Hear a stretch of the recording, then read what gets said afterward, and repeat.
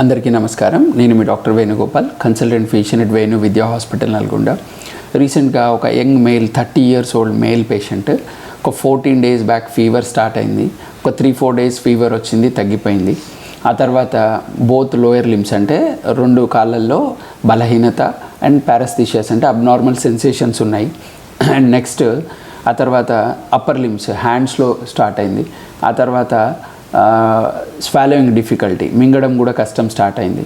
ఆ తర్వాత బెడ్ మీదకి వెళ్ళి లేవడం కష్టమైంది. కానీ ఈ పేషెంట్ గత 14 days నుంచి ఫీవర్ వచ్చిందని చెప్పేసి ఒక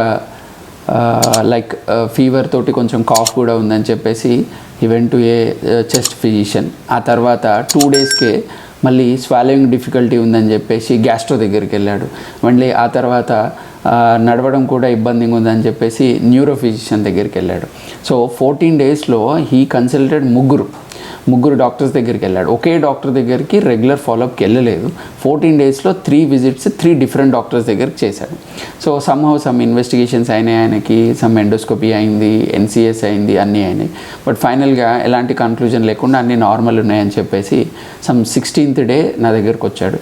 సో అతని హిస్టరీ అండ్ క్లినికల్ ఎగ్జామినేషన్ పూర్తిగా చేసిన తర్వాత అది AADP అంటే గులియన్ బెరే సిండ్రోమ్ లాగా ఉంది.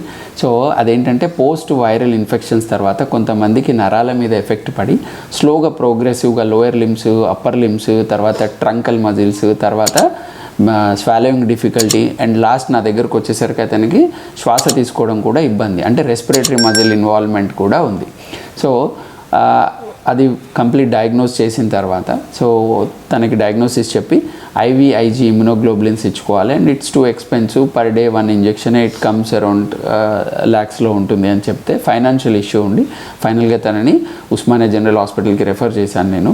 సో బట్ ఓన్లీ థింగ్ ఏంటంటే ఏదైనా సమస్య ఉంటే మీ ఫిజిషియన్ దగ్గరికి 1 time, 2nd time, 3rd time regular visits ఒకే దగ్గరే చేయాలి. ఈ విండో షాపింగ్ లాగా చేసినట్లయితే అల్టిమేట్గా 15 daysలో అది ప్రోగ్రెస్ అవుతూ అతనికి రెస్పిరేటరీ మజిల్ ఇన్వాల్వ్మెంట్ దాకా వెళ్ళింది. నెక్స్ట్ లెవెల్ వెంటిలేటర్ పడే ఛాన్సెస్ ఉంటాయి. అండ్ ఇందులో ఎందుకు మనము తొందరగా వెళ్ళాలి అంటే సో వెంటిలేటర్ రిక్వైర్మెంట్ పడితే ఒక్కోసారి సడన్ డెత్లు కూడా ఉండే అవకాశం ఉంటుంది.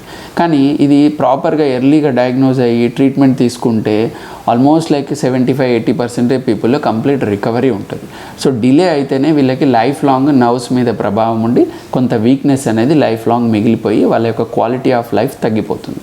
కాబట్టి ఏ పేషెంట్స్ అయినా ఎవరైనా సరే ఒక ఫిజిషియన్ దగ్గరికి, మీ రెగ్యులర్ ఫిజిషియన్ దగ్గరికి రెగ్యులర్ విజిట్ చేసి డయాగ్నోసిస్ వచ్చి ట్రీట్మెంట్ తీసుకుంటే బాగుంటుంది. విండో షాపింగ్ చేయకూడదు. ధన్యవాదములు.